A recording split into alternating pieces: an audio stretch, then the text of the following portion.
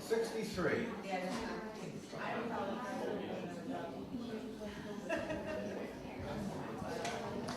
As you set out for Ithaca, hope the voyage is a long one, full of adventure, full of discovery, Lestrygonians and Cyclops, angry Poseidon. Don't be afraid of them. You'll never find things like that on your way as long as you keep your thoughts raised high. As long as a rare excitement stirs your spirit and your body, Lestrygonians and Cyclops, wild Poseidon, you won't encounter them unless you bring them along inside your soul, unless your soul sets them up in front of you. Hope the voyage is a long one. May there be many a summer morning when, with the what pleasure, what joy, you come into harbor seen for the first time. May you stop at Phoenician trading stations to buy fine things, mother of pearl and coral, amber and ebony, sensual perfume of every kind, as many sensual perfumes as you can. And may you visit many Egyptian cities to gather stores of knowledge from their scholars. Keep Ithaca always in your mind. Arriving there is what you are destined for. But do not hurry the journey at all. Better if it lasts for years, so you are old by the time you reach the island, wealthy with all you have gained on the way, not expecting Ithaca to make you rich. Ithaca gave you the marvelous journey. Without her, you would not have set out. She has nothing left to give you now. And if you find her poor, Ithaca won't have fooled you.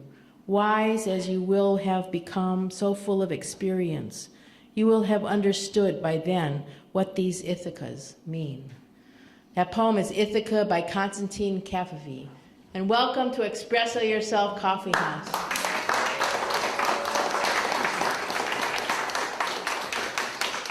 It's very exciting to see you all here. You know, Memorial Day weekend, who knew if anybody was going to be around, but you all are, so thank you. We have an exciting evening tonight. Our feature will be Nancer Ballard, who's an incredible storyteller.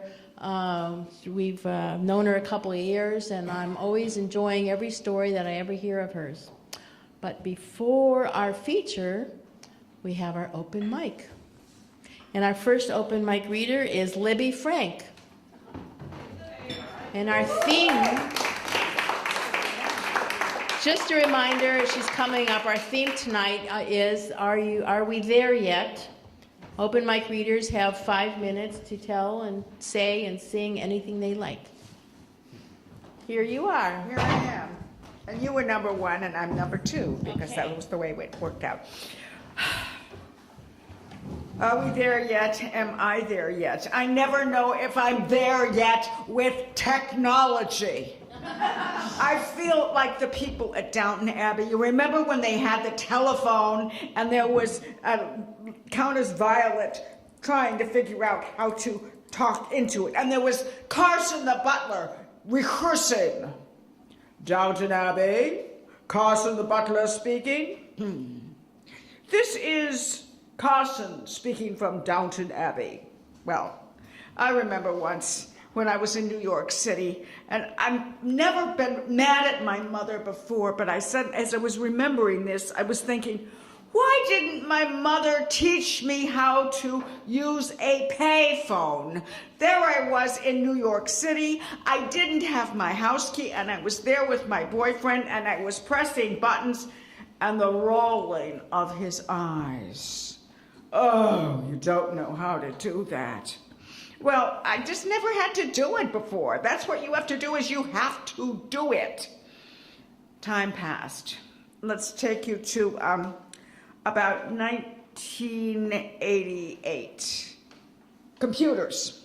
I was very lucky because the Natick school system where I worked gave us lots of courses in how to use computers. And I took the courses and I bought a computer, but I hadn't yet bought a printer.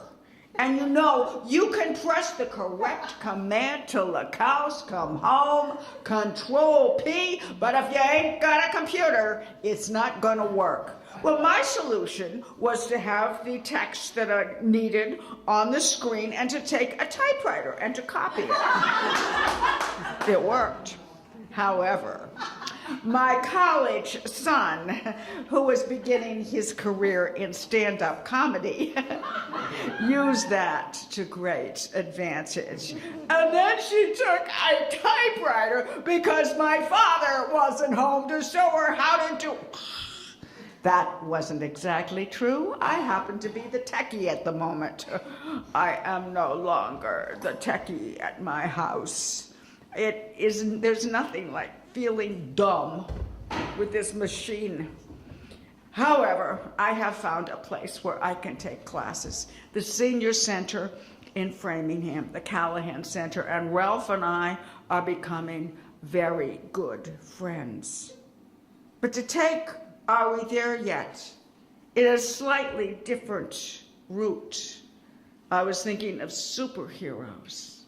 And I was thinking of the movies that are coming out. And I was thinking about the Wonder Woman movie that is coming out.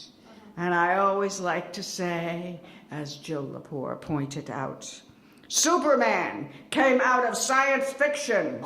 Batman came out of detective fiction. But Wonder Woman came out of the suffrage movement.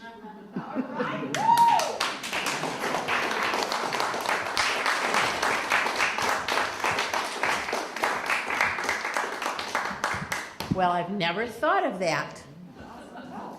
That's really good information. Shirley, can you give me a pen? Thanks. And our next open reader is Barbara Elaprantis. I'm there already? There's a counts fast. And there's seats up front here if anybody wants to be closer.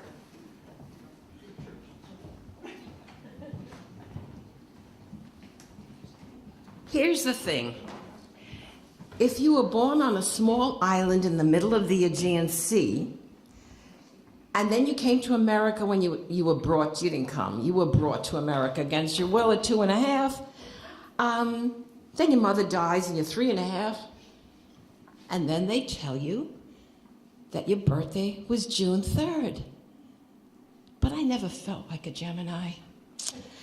And what happened was, I celebrated my birthday on the 3rd of June until I was 15, and I loved it. Because back in the day, I'm looking at the young people, when we were kids and once you turned 13, your popularity was displayed by if you got a corsage made by your friends, and you'd wear a corsage, and when you were 13, your corsage was about actually 10 were lollipops, and then 11 was gumdrops, Tootsie Rolls, 13 was bubble gum. Who remembers those corsages? Come on, you can Google it and find a picture, okay? So now, because I was born in Greece, at the age of 15, my father announced that we had to apply for our own citizenship papers. So he says, he said, go up to the room and get the box, the metal box in my closet, and get your visas so we can get the right, we have to go to the immigration. So I ran upstairs and opened the box and took out I did a double take. I ran down to the kitchen. I said, Daddy, look, was I born in June or July? He said, what difference does it make? It's only a month. You think it's funny, but it was funny. But you see, in Greek, the word June and July, very close. It's Junia, Julia. And the Greek language, the way they would write it in the old days, but because I didn't want to tell my classmates that my birthday wasn't June, because then I wouldn't get a corsage because it would be in the summer. So I kept it a secret from my classmates till I was about 18. And I graduated. And do you know what the corsage is when we were 18? What they would hang on to your hats? Cigarettes. Candy, cigarettes. Wow, really? of course, 16 was the sugar cubes, because sweet 16, and 17 was lemon drops, because when you're 17, you're a little sour. But anyway, so I graduated high school at 18, and then I started celebrating my birthday in July 3rd. Now, you would think that my family, no one would ever forget that I was my birthday, but my dear husband, who was born in Greece as well, could never remember my birthday. I mean, never. And I didn't care. I'm one of those people who cares. But my sister would call him up and say, John, don't forget, it's Barbara's birthday. And he'd come home from work, completely forgot. Then I'd confront him in a gentle way, because I don't like arguments. I said, John, and you could at least wish, he said, but Barbara, we don't celebrate birthdays in Greece. We only celebrate name days, which was the truth.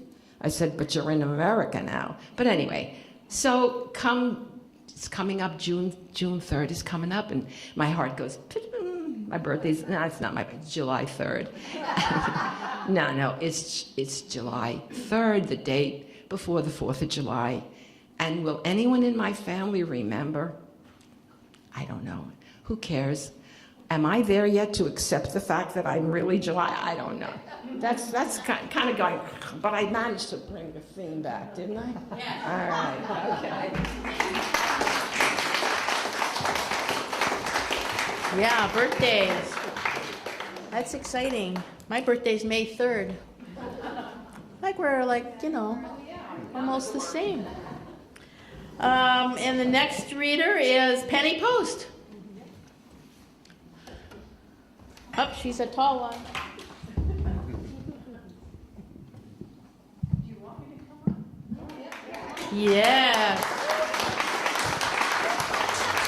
Great storyteller. Thank you for indulging me. This is a poem by C.S. Lewis. The sky was low, the sounding rain was falling dense and dark, and Noah's sons were standing at the window of the ark.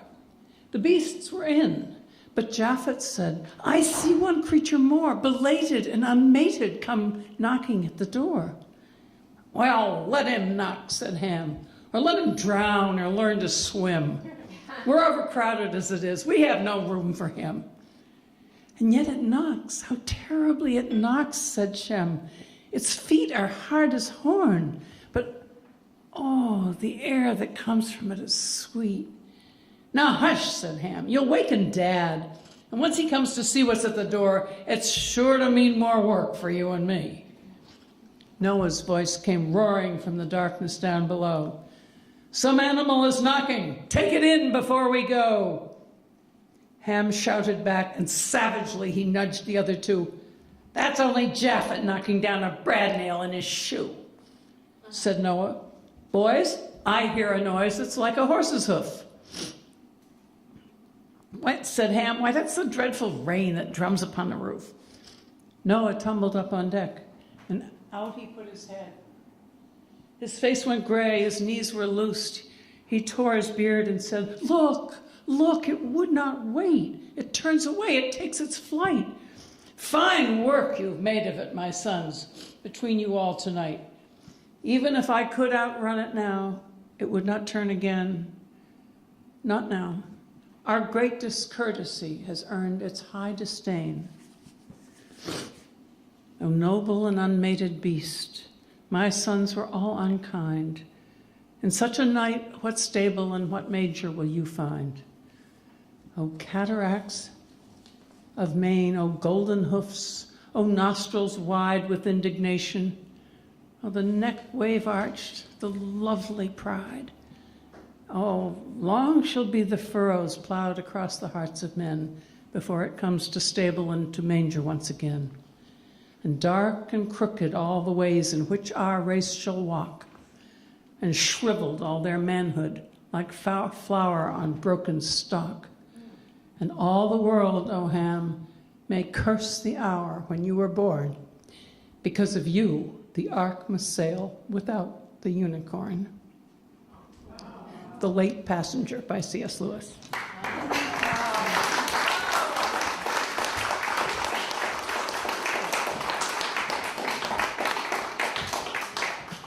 I always wondered what happened to that unicorn. Now we know. Good information. We learn a lot here, don't we, at the Expresso? And our next open reader is Betsy Johnson.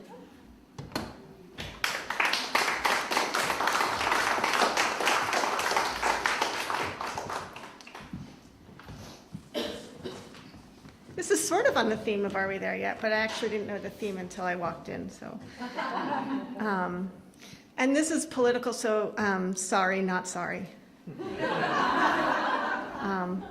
This is called What to Tell the Children.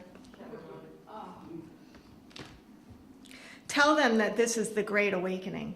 Tell them that we humans have made some huge mistakes, and that's how we find ourselves in this tenuous place.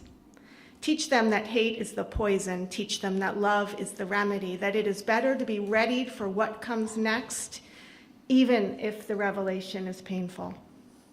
Tell them that this is the paradigm shift, that the old is collapsing in on itself, that this death rattle is simply a temper tantrum, the last gasp of a dying Goliath. Remind them of how they get wild when they are the most tired and then they pass out, and that's what this is about. That this is what is happening to a decrepit and ineffective empire. Tell them that everything is not okay, and knowing is okay. Tell them that pretending that what is acceptable is fine is what got us into this sick and dysfunctional spot on the timeline. Apologize for any prior attempts to teach them denial. Tell them that you were blinded by desire for comfortable numbness. Express that you had the best of intentions, but that you were working within a broken system where few benefited at the expense of many. That you laid low, kept to the status quo, obediently played your role, but that those days are over now, because now you know better. Tell them that they have no responsibility to follow someone blindly based solely on a title. Teach them to practice discernment.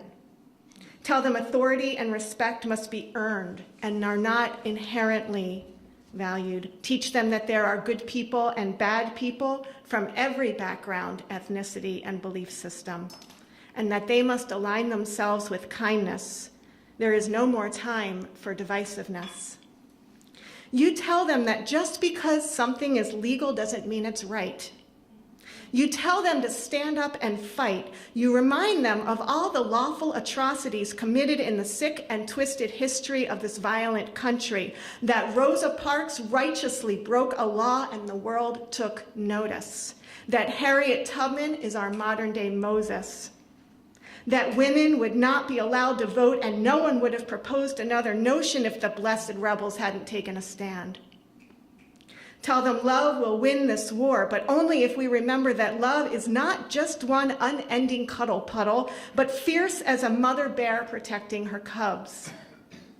Tell them that although this existence is damaged beyond repair, they must not despair. There is possibility. And we will willingly and willfully open ourselves to new ways of being, because the old way is not working, has never worked, and the world deserves better, and we're worth it. Tell them that we are not free while another suffers under enslavement. Tell them that we are all limbs on one body and we cannot chop off our own arm with deep suffering. Teach them humility, but also to relearn to trust their intuition. Beg their forgiveness for unintentionally misleading them previously. Tell them their gifts are useful. Tell them they are beautiful. Tell them the truth.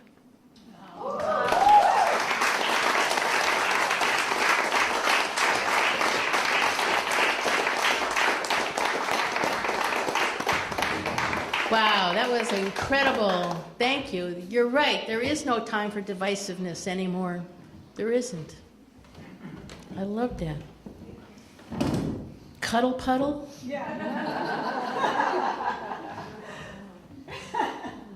Trying to imagine what that's like. Did I get everybody's names who want to be on the open mic? Yes? If anybody came in late that wants to be on it, let me know. Okay, our next reader is John Kearns. If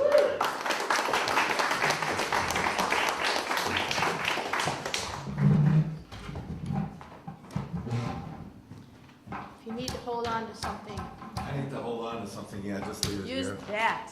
The lights make me a little Yeah. dizzy. I want you to hang on to the mic.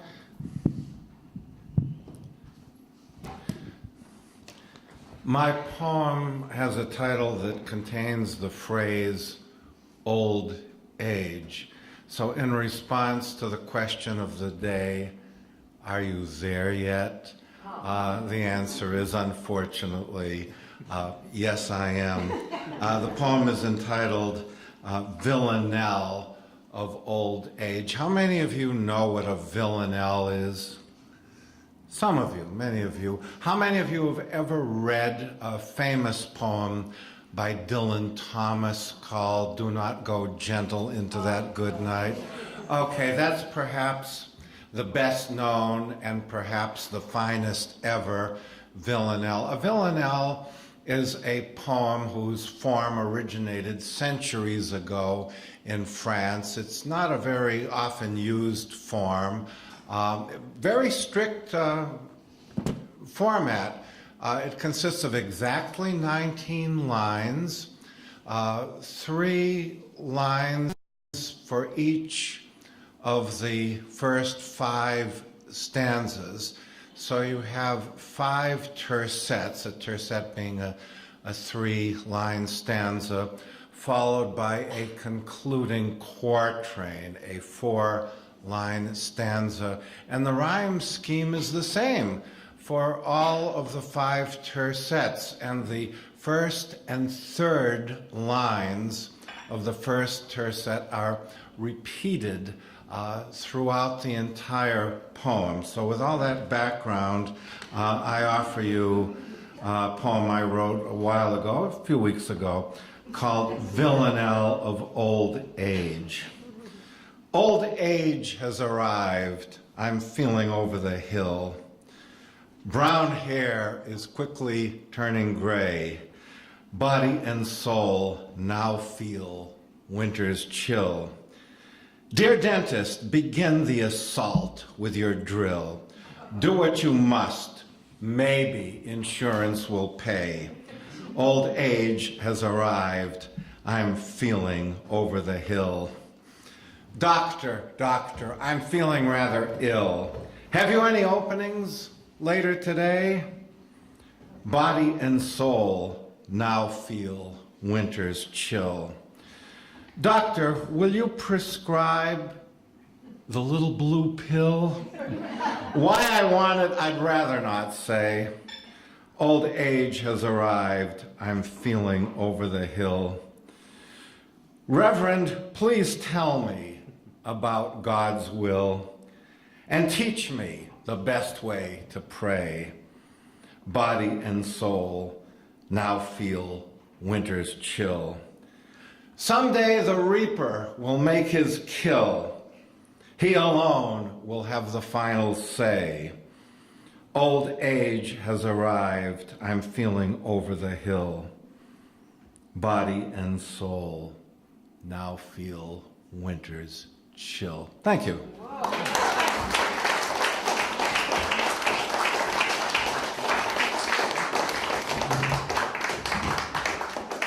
Well, I have no idea what you're talking about. Really. Our next open reader is May. All right. I think it's the first time that May is here. Yes? Give her a warm Expresso welcome.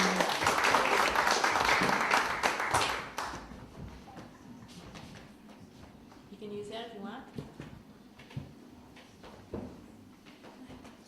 Want to hire?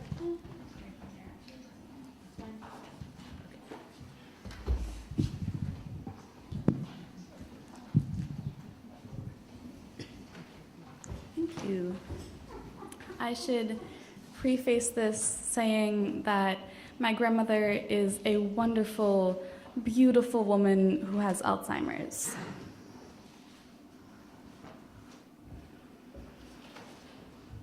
In the Fort Bragg's sunspot, my grandmother plays with her dolls. She can no longer stitch together the fraying fabric of her sentences, so I take them from her withering mouth with care and with as little ignorance as I can muster. Before dementia titled handouts are passed out at dinner, but I can barely remember her. All I see are excuses for wistfulness. I beg my imagination to comply, but doubt sneaks in through the upstairs bathroom's dusty shades. The vision in the mirror is unreachable. I press my fingers to the mirror's reflection as if she holds the key to my memory. But all the vestiges of my sandy tracks from those days playing have been swept away by a woman who no longer exists. It's no wonder I can't reach the vision in the mirror. I was short of reaching it then, too.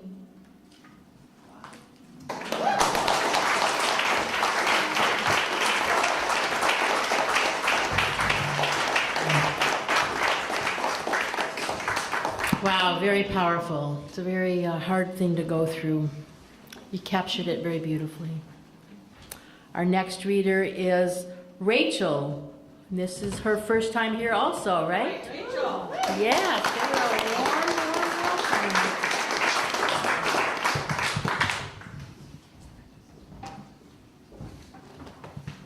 Hi, I'm going to read a couple short poems, and I stuck with the theme in the sense that thinking about persistent questions, some of which should not have to be asked. A few questions for Chechnya.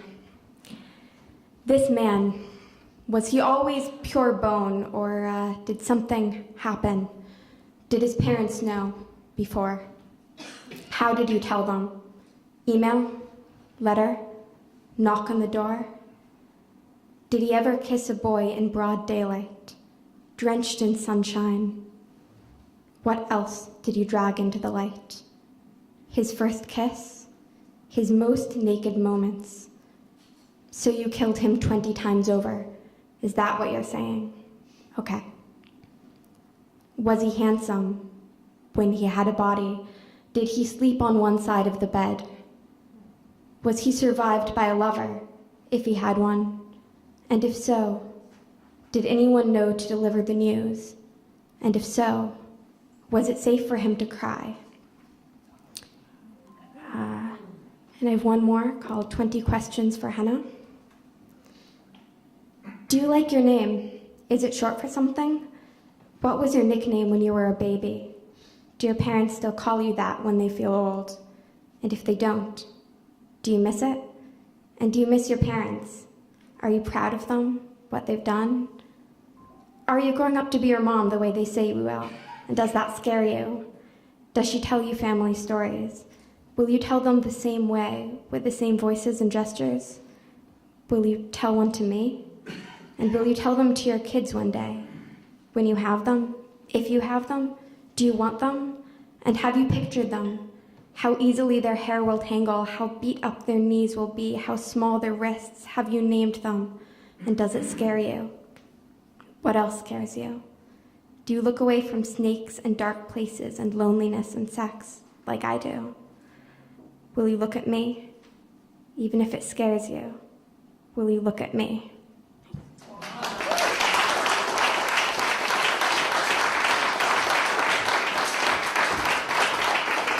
Quite beautiful. Thank you so much for sharing your poetry. Do you come from Mansfield? Is that? Sure. From Sharon. Okay, all the way from Sharon. Super. We're getting the word out. Yay.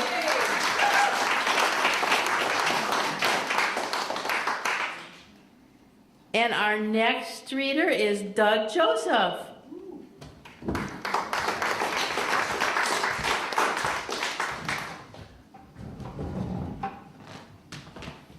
Testing. Well, I guess I'm probably the only non-reader. When I saw the theme, of course I've sung here before. Actually, I was here at the Coffeehouse about 5 or 6 years ago. And when I thought of the theme that said, "Are we there yet?" Similar to my friend John, I said, "Ugh, I guess I am." But when they first wrote this song, I said, I'm never going to be that old. What are they talking about? And then as the years went by, and actually the song became world famous, and some of you will know it, allegedly written by Paul McCartney about his father's birthday. And it sort of languished for about 5 years and wasn't really that famous. Became famous when the Beatles released Sgt. Pepper's Lonely Heart Club Band album.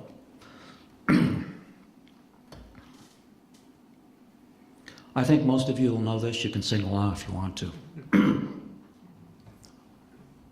Sung in B flat.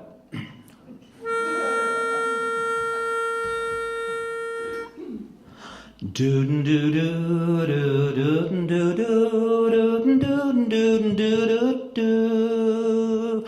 Ba-bum bum bum. When I get older, losing my hair, many years from now, will you still be sending me a Valentine, birthday greeting, bottle of wine? If I've been out till 2:45, would you lock the door? Will you still need me? Will you still feed me when I'm 64?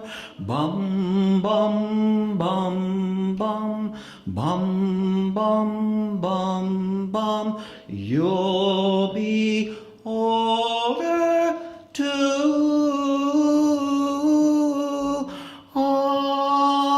And if you say the word, baby, I could stay with you. Do do do do do do do do do do do do. I can be handy mending a fuse when your lights have gone. You could knit a sweater by the fireside.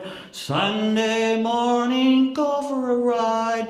Doing the garden, digging the weeds. Who could ask for more? Will you still need me? Will you still feed me when I'm 64? Every summer we could rent a cottage in the Isle of Wight. If it's not too dear, we shall scrimp and save. Oh, grandchildren on your knee, little Vera, Chuck, and Dave. Do do do do do do do do do do do do. Send me a postcard, drop me a line, stating point of view. Indicate precisely what you mean to say. You're sincerely wasting away. Give me your answer. Fill in a form, now forevermore.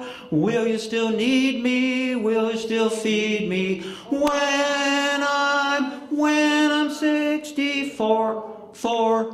64.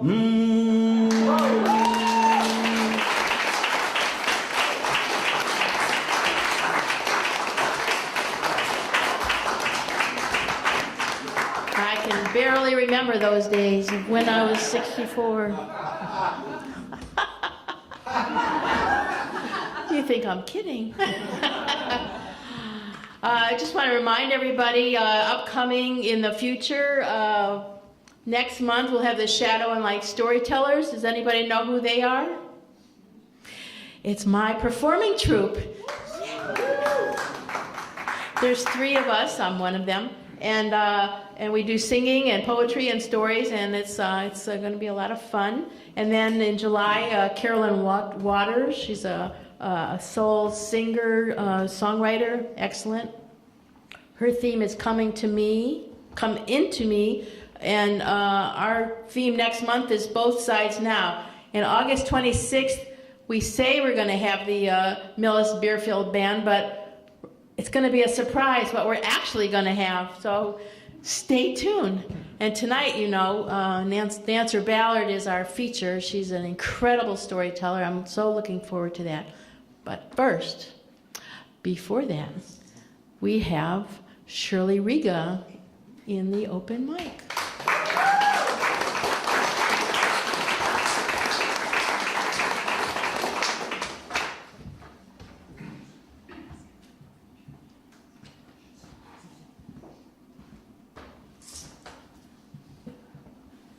Okay, this is a song called Ella's Song, written by Dr. Bernice Johnson Reagan.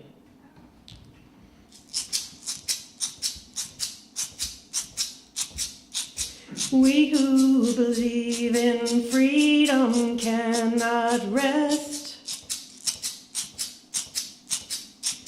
We who believe in freedom cannot rest until it's done.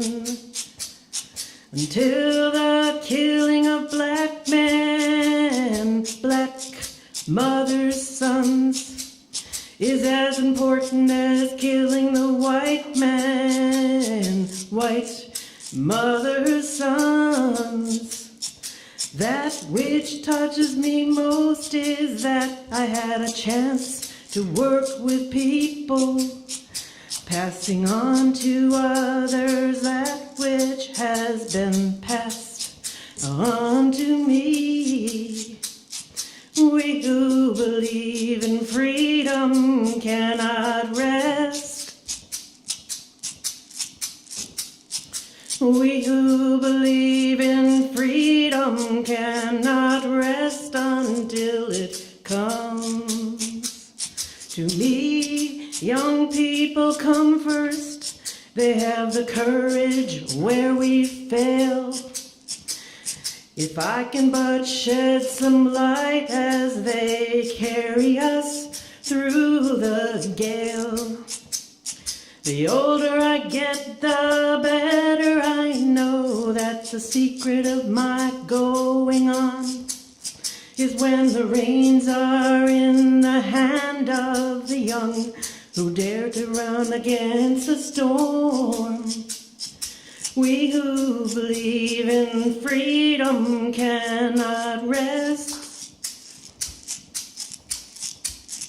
We who believe in freedom cannot rest until it comes.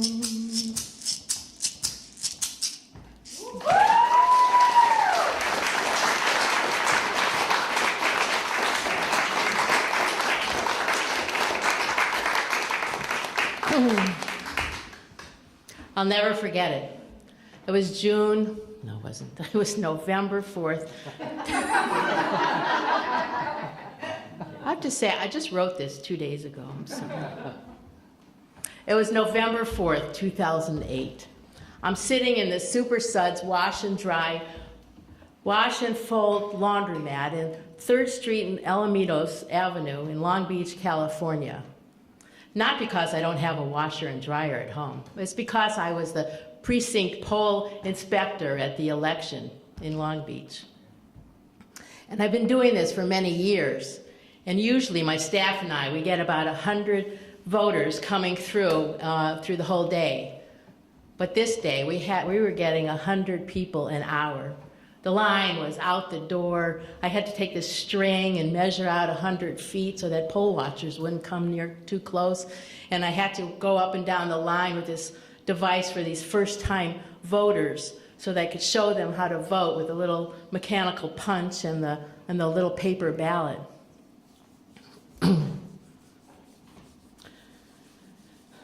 I mean, it really was chaos. And we were in the back room where the large dryers were.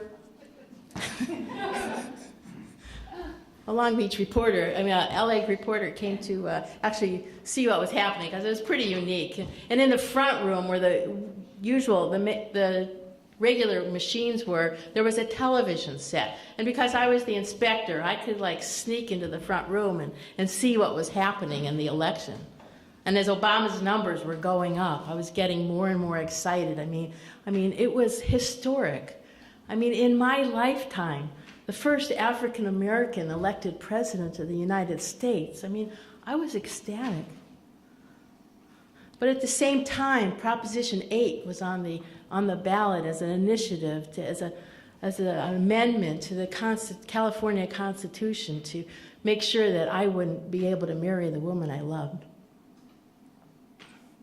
I mean, I know I was living in this bubble. I mean, Long Beach is like 20% gay.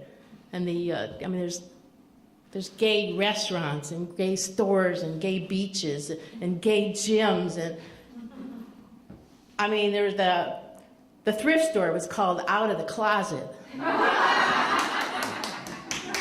And the executive suite was where Melissa Etheridge got her start as her career. You know, same-sex marriage, it all started in San Francisco in 2004, and then it became legal in California for about a minute. And then it went back and forth, and then these opponents, they finally got the bright idea to just change the Constitution so that they would stop the nonsense, and then I couldn't marry the woman I love.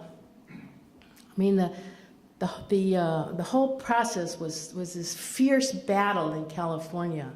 And so a friend of mine, she made these T-shirts. She was a minister, and she made these T-shirts, and I was so proud to wear it. It said, "Everyone matters." And I walked around wearing it. I went to airports and train stations, and on the street, everybody would go, "Right on." They would smile, and they'd say, "That's great, yeah, let's do that. Everyone does matter." I mean, they knew what it meant, and it says what it meant. I mean, I remember the 60s. I remember sneaking into and out of gay bars. It was terrible. It was dangerous. I mean, I even got beat up once. And I was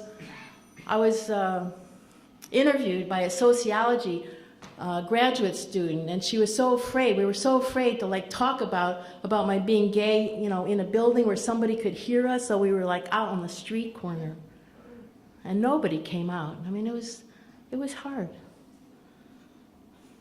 So November 4th, 2008, I'm staring at the television.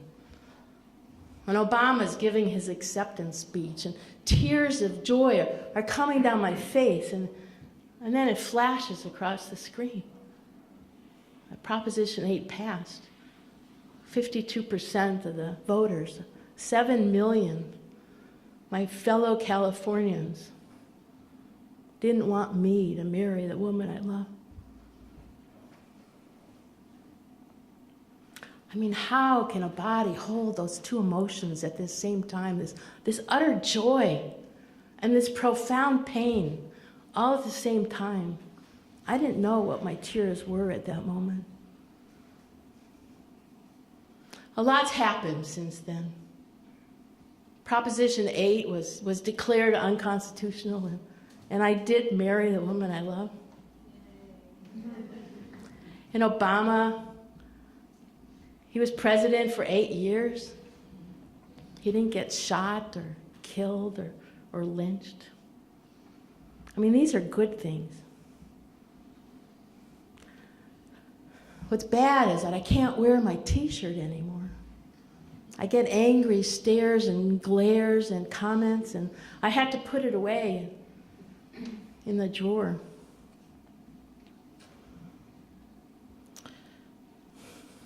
But maybe it's a good thing. I mean, finally, this systemic racism that we've been swimming in since this nation was founded, it's out in the public conversation. And daily we get proof of the bias against blacks. Michael Brown, Alton Sterling, Sandra Bland, I mean, you know, black lives do matter. And that statement means that I have to take my white privilege and shove it in the door. Get rid of it. You know, Long Beach is 41% Hispanic and 14% black. But I was the boss. I was the inspector.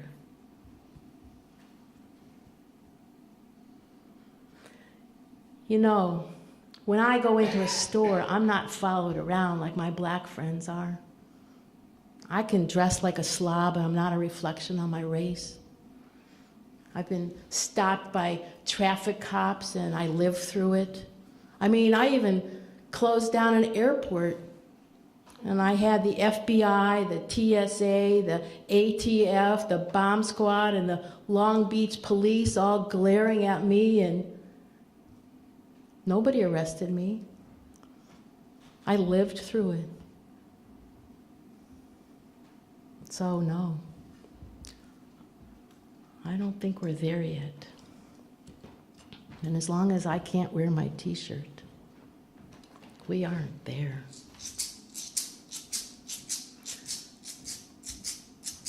We who believe in freedom cannot rest. We who believe in freedom cannot rest until it comes. We who believe in freedom cannot rest. We who believe in freedom cannot rest until it comes. Thank you. Thank you.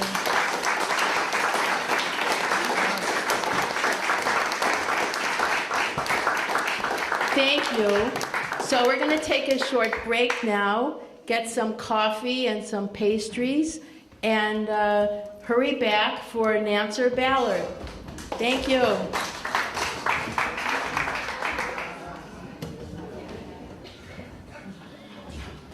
Your all-purpose host and AV tech here. Okay. Welcome back. Everybody having a good time? That was a super open mic. It was. And I'm looking forward to our feature. Our feature is Nancer Ballard. She chose the theme, Are We There Yet? So, we're going to hold her to it. She is a published author and a storyteller. Her book of poetry, Dead Reckoning, was published by Good Gay Poets, and she's the co-author of a book in the Round the Rug Math series for children.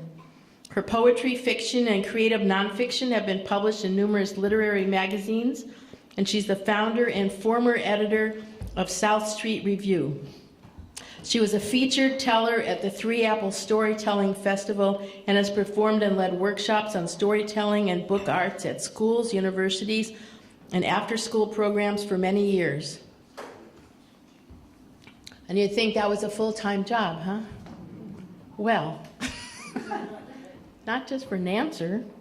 She's currently a resident scholar at Brandeis Women's Studies Research Center, where she works on special projects that combine literature, book arts, cognitive science, and narrative performance. Please welcome Nancer Ballard.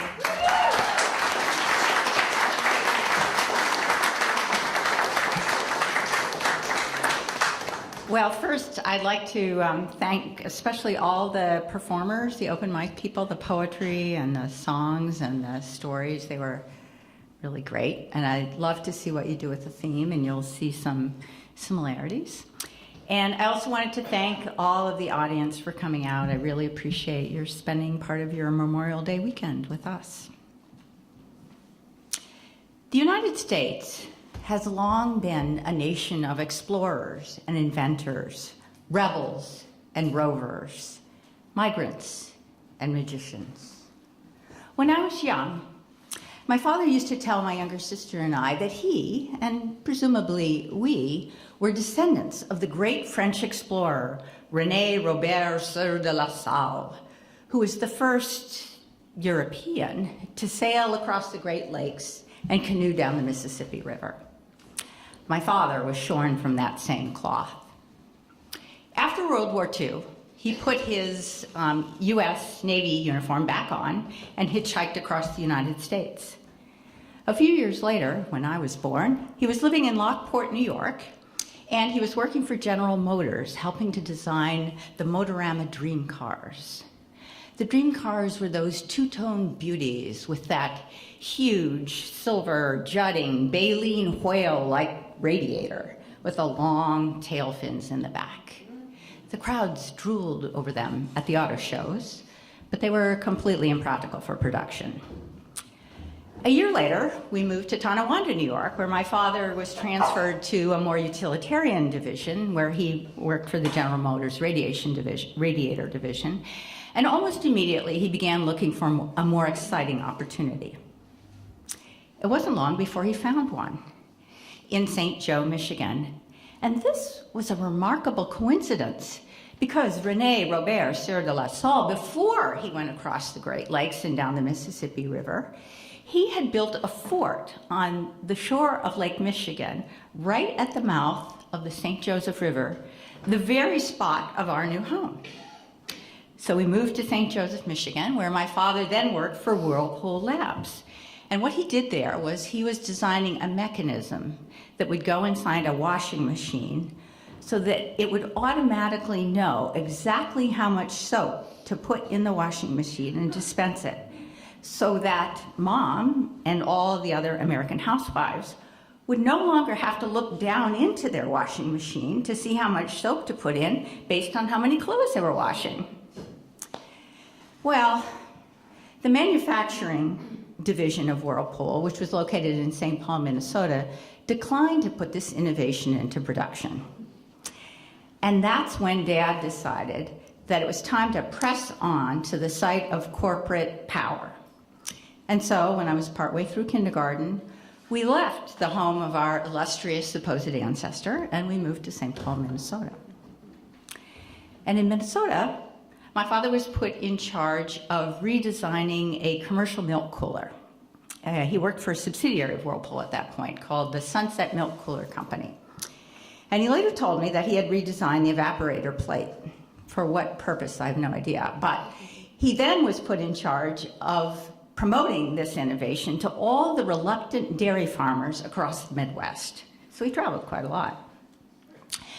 But driving wasn't his only love of transportation. Many times when we were driving in the car near the Minnesota cornfields, we would see crop dusters canting their wings over the fields. And my father would tell me that the way he remembered my birthday was because Charles Lindbergh had flown his little plane, the Spirit of St. Louis, from New York over to Paris and landed in Paris on the same day, in May 20th, in 1927. Now, as a child, I was a little confused by this mnemonic device because my father was only 2 years old when Charles Lindbergh made his flight. But 3 years later, when we were leaving Minnesota, to soften the blow, my father decided that he would take our whole family, which now included 2 younger sisters and a younger brother, as well as my mom, and we would take a bus into St. Paul, and from there, we would take a train to Chicago, and we would spend the day at the Chicago Museum of Science and Industry, where Charles Lindbergh's plane was housed. And then from there, we would take an elevated railway to the airport, where we would fly to Baltimore, and then we would rent a car, and we would drive to our fixer-upper apartment, which we weren't going to fix up, but we were going to live there while we were waiting for our permanent home to be built. Well, as it turned out, Charles Lindbergh's Spirit of St. Louis isn't in Chicago. His plane is hanging in the Smithsonian in Washington, D.C. But in the Chicago Museum of Science and Industry, there is an open cockpit biplane hanging from the ceiling that was once used to transport mail. And while the rest of my family traipsed over to look at the steam engines and the cotton gins, I dawdled and gazed up at the underbelly of the plane. It looks so small when imagined against an ocean of sky, and as fragile as paper mache. And it kind of looked like a ghost plane because, of course, there was no pilot in it and the propeller wasn't moving. But as I looked up, I could almost feel the wings lift me towards the rafters. Well, Dad had promised that Baltimore would be our permanent home. But as it turned out, Baltimore wasn't his final destination, nor Pittsburgh, nor Philadelphia, nor Boston, nor New Jersey. So at the end of various different semesters and sometimes at the end of the year, our family would follow him. And by then our family included, we had 4 girls and my brother and 2 dogs and a cat and some gerbils. And finally it dawned on my sisters and me, and then ultimately my mother and brother, that Dad's real destination was elsewhere. Now, a few years ago, I read this article about this Aboriginal tribe in New South Wales, which is off the shore of Australia. And this tribe speaks a language that only has 3 verbs: come, do, and go. At first, I couldn't really figure out how they could manage. But when you think about it, where you come from or where are you coming from can mean where was your last location, or it could mean where were you born, or where does your lineage come from. And where are you coming from can mean what are you thinking. And do, what are you doing, sounds like action, which of course it is, but it also tells the listener a lot about how you interact with the world and the people in it. What you choose to do tells people a lot about what are your important relationships. And where are you going can mean where are you going right now, or it can mean where are you going with your life, what are you planning for your future. And where are we going can cause us to think about our most complex social and political and moral issues. Now, of course we think about come, go, and do in different ways on different days. So we answer that question, depending on where we are and what our context is. And I think because I moved around so much as a kid, that in trying to find or in struggling to find my own place in the world, I focused more on changing my person than on changing my location. My life journey, I think, started when I was about 11 years old, and kind of by accident, as many life journeys do. I was sitting in the beauty parlor, and I was paging through a magazine, and I came across this article of a movie star. I think it was Paul Newman. And it said that he had begun by selling encyclopedias door to door. And he did that for a couple of days, and then he got disgusted because he hated trying to sell things to people who couldn't afford them. And so then he just went and sat in the park and read the sample books until he got fired. Well, I'd never been that keen on individual encyclopedia entries. But the idea of reading the whole freaking set sounded awesome. And I particularly liked the idea of reading about everything over the summer, so I wouldn't have to work very hard in school the next year, but I could impress people at will. So when I left the beauty parlor that day, the only thing left to do was to figure out which set I was going to read. Well, the Encyclopedia Britannica, that was like a colossus with those 4-inch volumes and that leather with the gold embossing cover. I mean, that seemed like the obvious choice. And especially, if I was going to all the trouble to read the encyclopedias, I didn't want someone like my father second-guessing my choice. So the next day I went to the library, and I stood in front of the reference section, and all of a sudden, I remembered how much I disliked the Britannica Encyclopedia. I mean, I could not fathom, and I still can't, how you could construct an encyclopedia where you had to look everything up twice. First in this 2-volume index, and then in the subject books. And there were all these like 4-inch book of the year, so that would really slow the project down.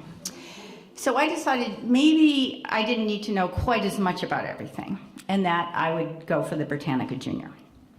So I went upstairs and I sat down in the and I got the first volume out, and I sat down in the children's section in a library table, and I cracked open the spine, and it made this little noise as if nobody had ever opened it before. And the flyleaf flew up, you know, that thick white piece in the front, and it had no words on it. Fabulous. And then I turned it over, and turned the next page over, and there was the title page, this kind of tissue thin paper, volume 1, and it felt so good to be starting my life over. And then I got to the consultants and the contributors. I thought I would skip them. Because first of all, nobody was likely to ask me about them, and besides, I wanted people to think I was naturally smart. You know, the way you think Shirley Temple naturally knows how to tap dance. Or you think the Von Trapp family children learned to sing by climbing trees. I certainly didn't want people to think I'd spent the summer in the library. So I moved right along to revealing the mysteries of the letter A. And as it turns out, the letter A was started by the Semites who lived in Palestine and Syria, and they had this thing that looked like a little figure that looked like an ox head, and they called it Aleph, which was their word for ox head. And then the Greeks came along, and they turned it on the side, and they called it Alpha. And then the Romans came along, and they put legs on it. No body, just a head and legs, and that's how we got our letter A. So far, so good. And I looked up at the clock, 3 minutes. Okay. If I read every entry in 3 minutes, I would be through the A's and halfway through the B's by the end of the week. So I went right on to aardvark, also known as the African bear, and then the abacus, a calculating device of Babylonian origin. And then I thought, you know, I've already picked out the encyclopedia, I've assessed the situation, and I've made a good start, which is what teachers are always telling us is the hardest part. Enough for one day. So I came back a few days later, and I sat down and I started reading about abdomens and adolescence, and who should walk in but my former 4th grade teacher, Mrs. Powell. And all of a sudden, I knew exactly why I was reading the encyclopedia and exactly who I wanted to impress. Mrs. Powell, I had only been in her class for like half a year, 1 semester. But somehow, in that short time, she made me feel like she cared what I thought and that I belonged in the class. And because she thought that, the rest of the kids thought I belonged too. And it seemed like such a miracle, I couldn't really believe I deserved it. So naturally, I felt mortified when I saw her coming into the library while I was reading about abdomens. And so I shut the book right on my hand, and I looked up and I said, Mrs. Powell. And there she was, blonde, now tanned, movie star beautiful with that same ruby red lipstick that she wore every day in class. What are you doing here? And she looked down at me and she said, I brought my daughter Jody. Or perhaps it was, I came for some summer reading. Or maybe she said, my house is on fire, so I came here. It wouldn't have really mattered what she said because my mind had turned to jelly. But out of that fog, I heard, and what are you doing here on such a beautiful day? Well, the Britannica Junior says that adolescents go through tumultuous growth in physical, social, psychological, and moral development. But right at that moment, I couldn't think of a single reason why I was in the library on a beautiful day reading about abdomens. And so as I was trying to think of some reason, all of a sudden my lips started to move on their own. I'm reading the encyclopedia. She looked up in surprise. I mean, sort of. I thought I'd see how far I could get. Probably not too far. And then I mumbled something about having softball practice later in the afternoon, and she cocked her head and she winked at me, and then she touched my chair as she went on towards the stacks. Well, I went to the library every day for a week, hoping that I might run into her again. And I read a few more entries in the encyclopedia, but I kept returning to adolescence because I really wasn't too sure what tumultuous psychological growth was. But it made me uneasy because I didn't like the idea that my parents were right when they called me immature. And I also didn't really understand moral development, but I thought it was like a brand new way that people could judge my behavior. So after about a week and a half, I thought, well, maybe I don't need to know everything right now. Maybe I can just read a few novels and practice my softball swing and read the encyclopedia next summer. Well, by next summer, I had a new quest, love. And there was a boy at my bus stop named Mike, and he had complimented me after a particularly horrid haircut that my sisters called La Bubblehead. And after school ended, so this was now at the end of 5th grade, he would sometimes ride his bike in big, lazy circles around the cul-de-sac near our house. And if I happened to be out at just the right moment, he would stop at the end of the driveway and ask me what I was doing.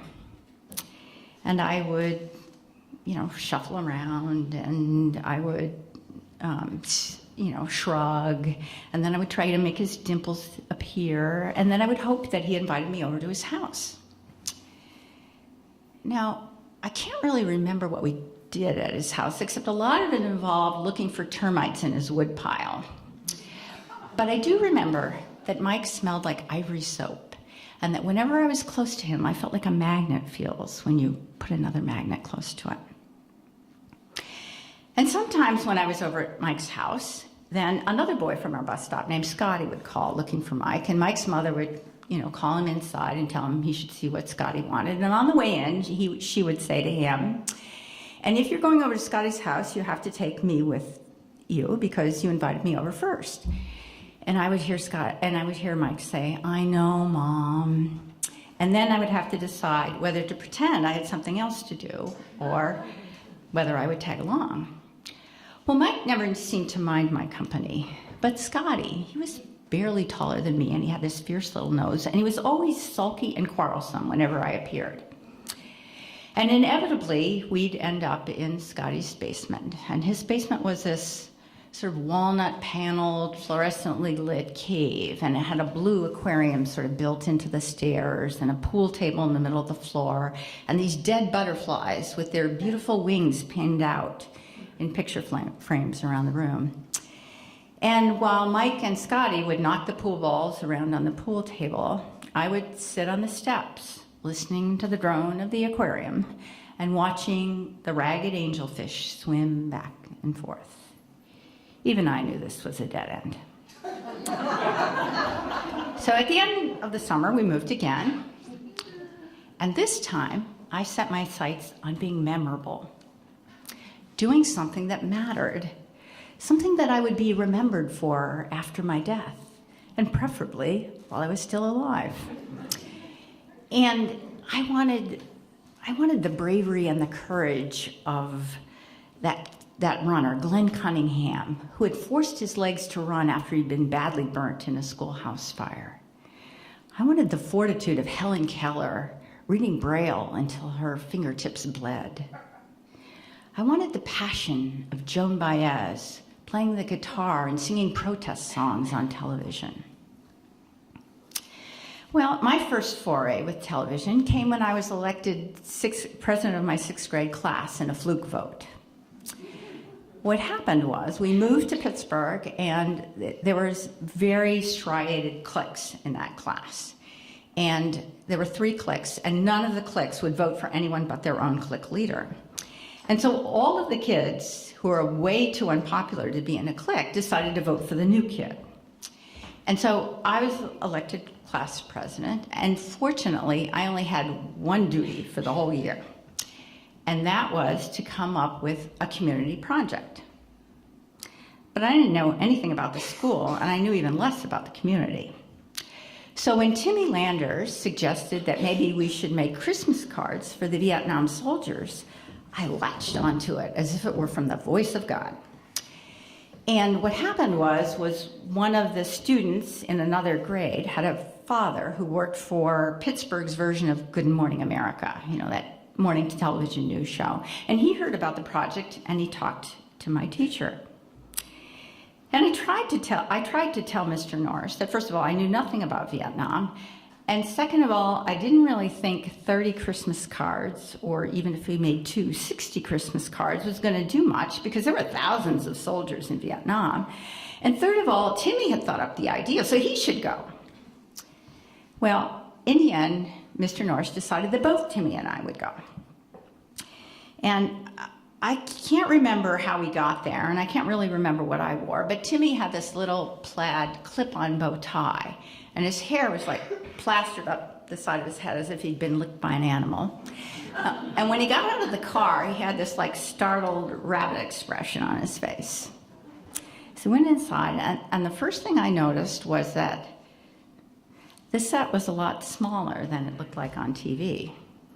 In fact, on that stage, there was only like one host chair and these two little tiny guest chairs.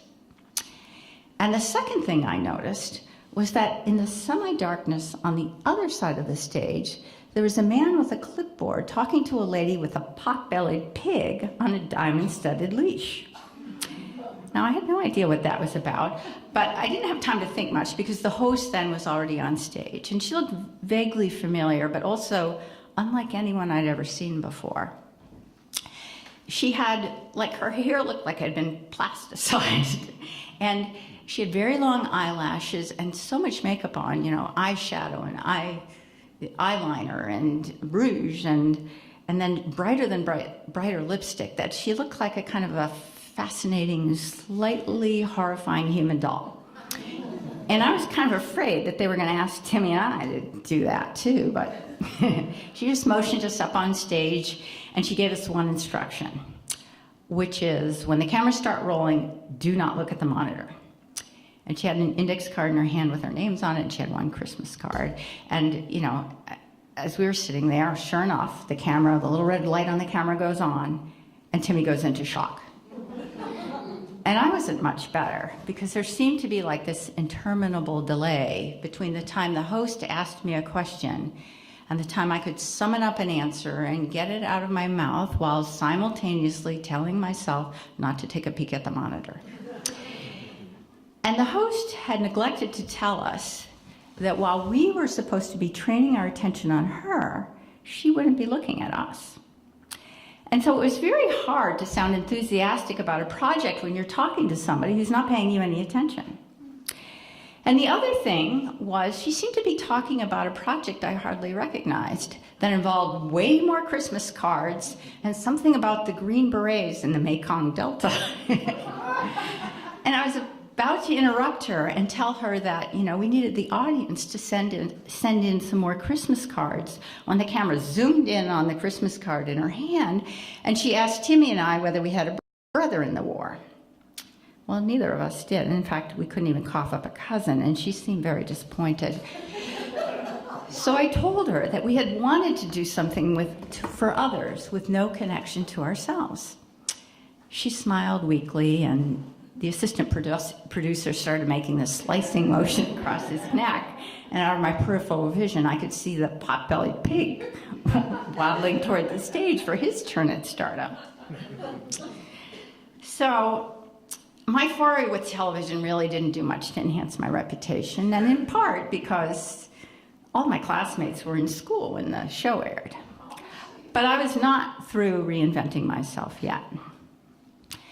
2 moves later, by then I was about 15, and we lived in Philadelphia. I was deep in the shame-ridden swamp of adolescence. And when I was casting about for what could be the cause of my misery, I decided that tall girls with long legs were somehow inherently superior, and that I was fat.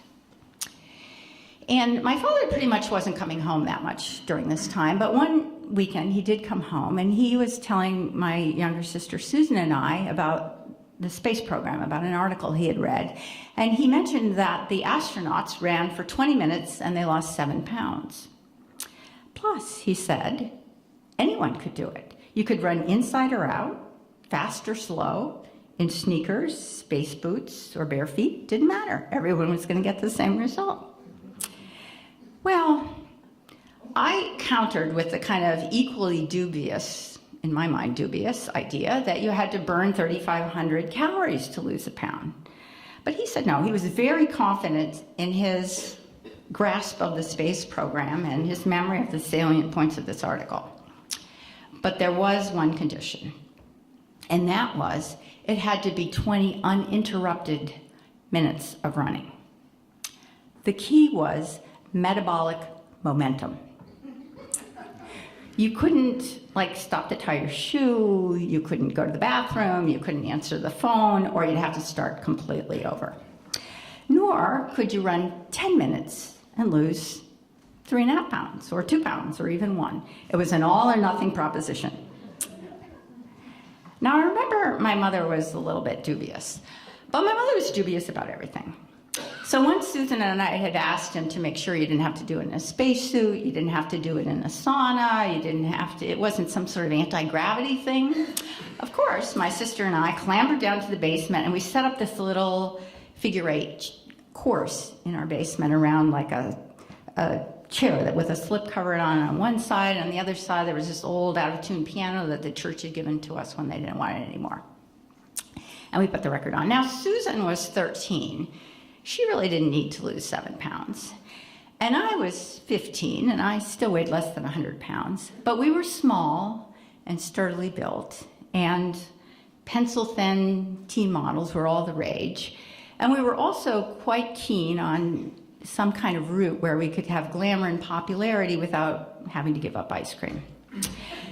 So we put the timer on and we put the record player on and we started, running around or, jogging at least furiously for about 4 or 5 minutes, which was probably about 50 laps. And then we kind of slowed to more of a dog trot and then interspersed with little twists and turns where we jump on and off the track because, of course, now we're getting bored.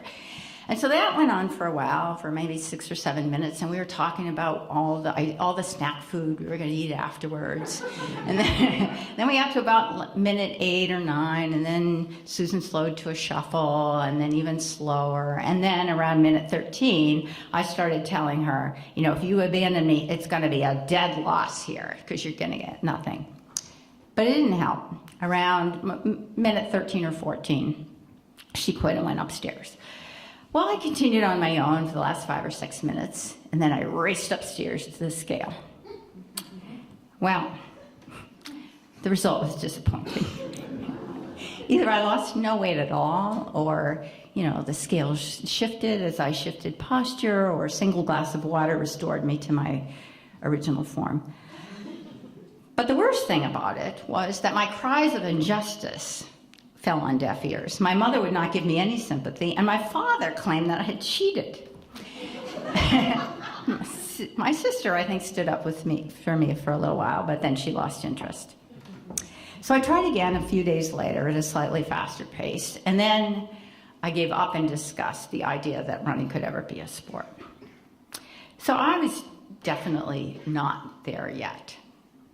But all of these different endeavors that I had, for all their variability, they had one thing in common, which is I always thought there could be like one something or one achievement or that I could do that somehow I would be there, or I would feel like I had a place in the world, or in other people's eyes, or in someone's heart and mind. But I wasn't the only one. I mean, many years later, when I worked at a law firm, I knew lawyers who made $1 million, well, or at least had $1 million, and they felt trapped rather than reveling in their good fortune. And I know people who have thousands of fans and feel unloved, and people with beautiful families that they hardly know. So many of our quests seem to involve this idea that with a little more time or energy or patience or commitment or luck, we're going to get there. And gamblers will tell you it's not really about getting there. It's about participating in a process and pursuing a dream. And in the dream, whatever it is, whether it's health or beauty or love or knowledge or even justice, it seems like we're going to climb a mountain or we're going to enter a garden and then it's going to be our permanent home. But in real life, even when we can say yes to the question, are we there yet? It's amazing how quickly we want to dodge the question or give caveats or come up with a new dream destination. So why is that? Well, for one thing, the world keeps changing. For another, this kind of quest dynamic is really how we think.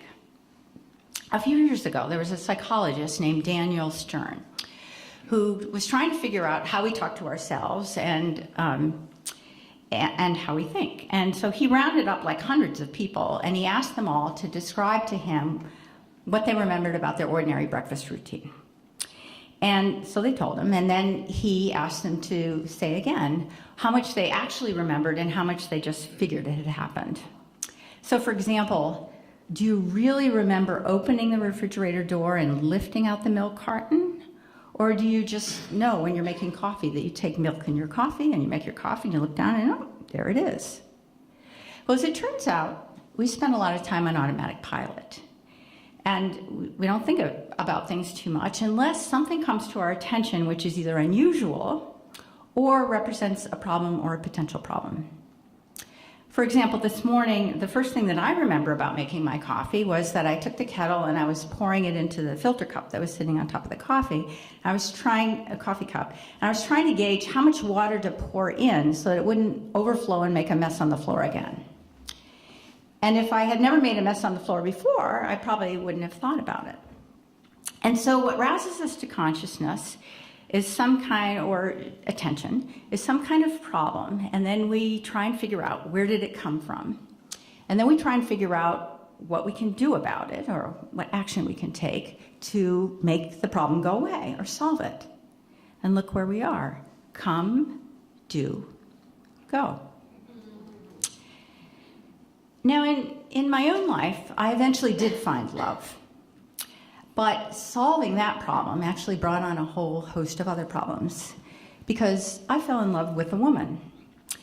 And being in a same-sex relationship meant that I had to live a hidden life because at that time I was a social worker and I was counseling adolescents and could be fired.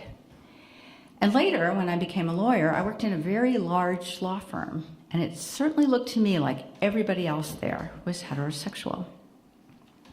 And so I spent years pretending to belong and trying to fit in and always gauging how honest I could be without being rejected.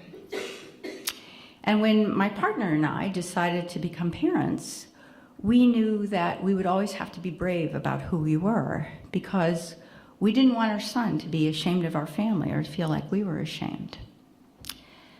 But being brave brought on new problems because teenagers would drive by our house and shout names. And one time we received hate mail that was so incendiary, I thought it would burst into flames in my hand. And then in 2003, the Massachusetts Supreme Court ruled that same-sex couples could get married. And we felt safer. And people around us started, wanting to make us feel like they accepted us. And then the proposed constitutional amendment came out that would ban gay marriage. And when that was defeated, our son, who was then in 5th grade, asked us to get married. And every single child in his class and all their parents came to our wedding. And it was fabulous. But whether a story is about arriving or failing to arrive depends a lot on where you begin and end the story. Remember René Robert de La Salle?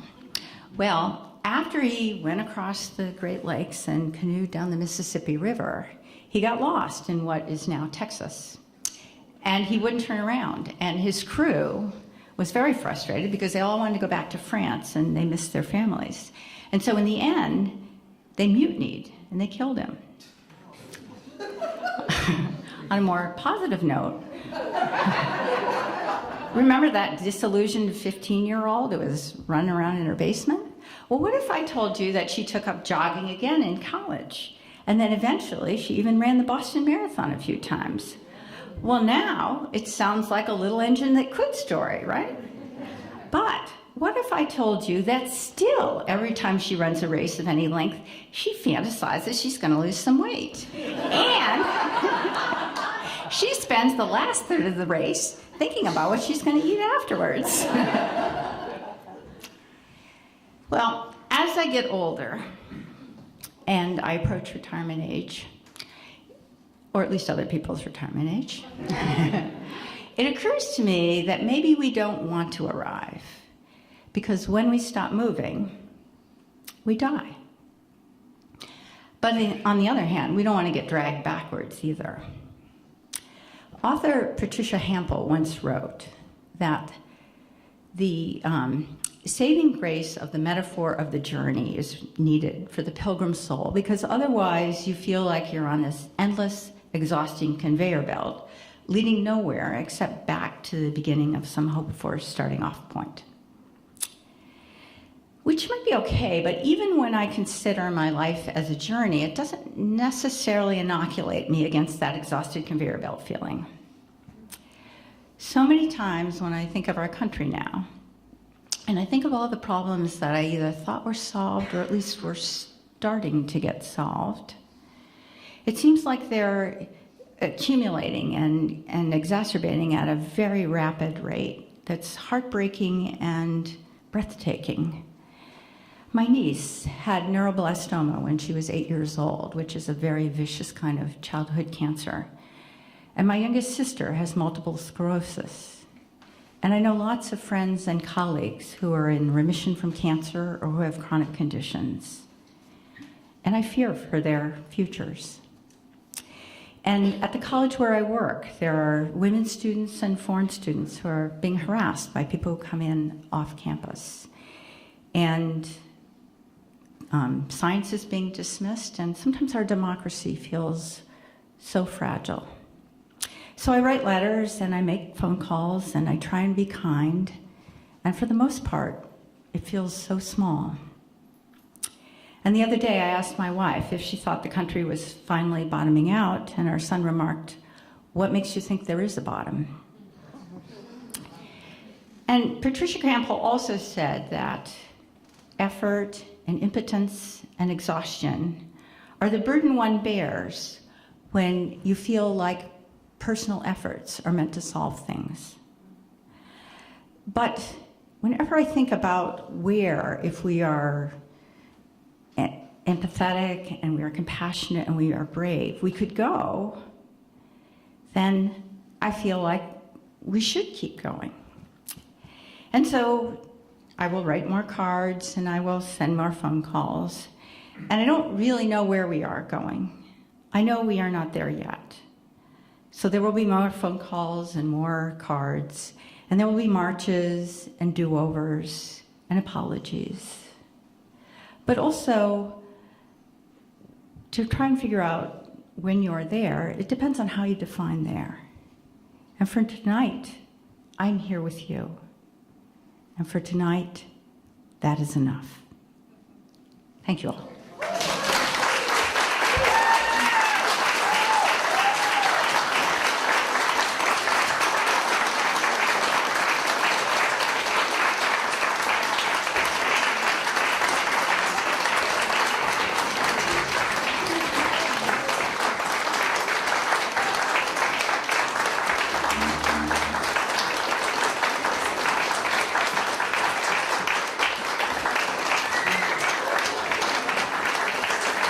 Nancer Ballard, yay! Wow. Encore? You want to do an encore? No? Yes? No? Yes? No? No? No? Does she want to do an encore? No. Okay, Nancer Ballard, yay!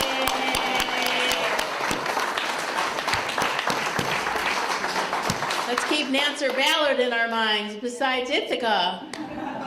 Thank you all for coming. I hope you had a good evening and you enjoyed this. Please come back next month when the Shadow and Light Storytellers will be doing storytelling. One other announcement, our July Expresso is not going to be the last Saturday of the month. It's going to be the week before, but I will remind you all next week, and I'll send out emails. Make sure we have your email address, and we'll keep you up to date. So thank you so much for coming tonight. There's still more coffee and pastries, and thank you so much. See you next month. Thank you, everybody, for participating.